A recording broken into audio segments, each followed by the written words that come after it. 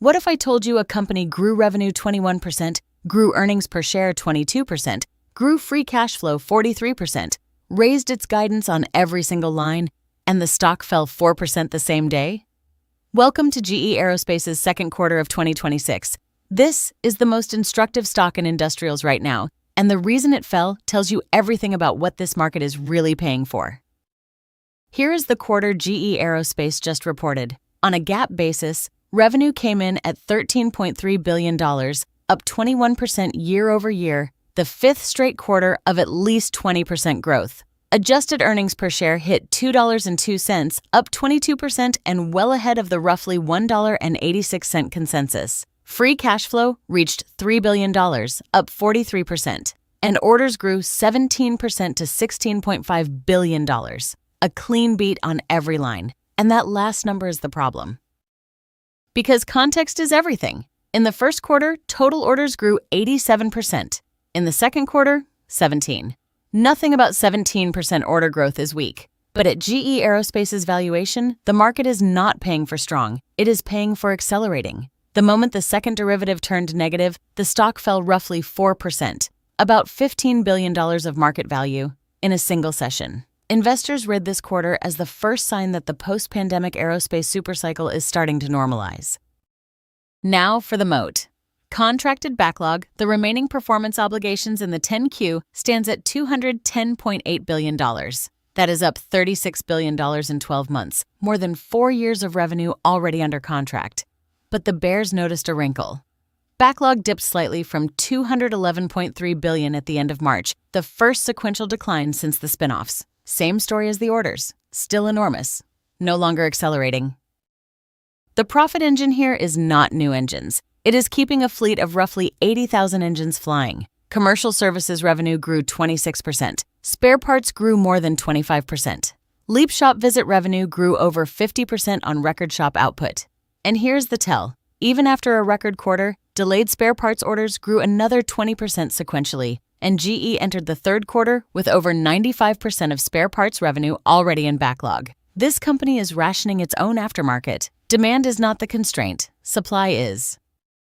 Step back and watch the same June quarter compound. $9.1 billion in 2024, $11 billion in 2025, $13.3 billion in 2026. That is 47% growth in 2 years on a GAAP basis with no acquisitions doing the work. Underneath it sits the fiscal 2025 base year, $45.9 billion of revenue and $8.7 billion of net income. Management raised full-year guidance across the board. Operating profit moves to roughly $10.7 billion at the midpoint, up from about $10.1 billion. Adjusted earnings per share rises to a range of $7.65 to $7.85, up 35 cents at the midpoint from the top of the old range. Free cash flow goes to as much as $9.2 billion. The raise even beat the most bullish expectations on the street. RBC had flagged room for a $500 million bump. The midpoint moved by about $600. And the cash is real. GE Aerospace converted 143% of net income into free cash flow this quarter, and it actually reduced working capital while growing 21%.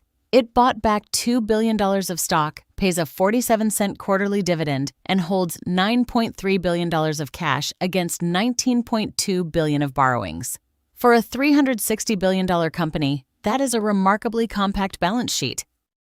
So, what is it worth as a normal business? At $348.83, GE Aerospace trades at roughly 45 times this year's adjusted earnings guide, against about 28 times forward earnings for RTX and 27 for Safran. We ran a 10-year discounted cash flow under 3 scenarios. Bear case, order normalization becomes revenue normalization, roughly $154 per share. Base case, services compound at 15% and then fade, about $269. Bull case, the supercycle holds, about $401. Today's price sits near the bull case. It implies roughly 14% compound free cash flow growth sustained for a full decade. To be clear, that is implied value under stated assumptions, not a price target and not investment advice. The bottom line, this was a nearly perfect quarter from a franchise with a $210 billion backlog and a services machine it cannot feed fast enough. The sell-off was not a verdict on the business. It was a verdict on the price of the business. From here, watch 3 things. Order growth and book-to-bill when GE reports again on October 20th. The Farnborough Air Show order flow this week. And that spare parts delinquency line, which is currently the best live gauge of how much demand is still unmet.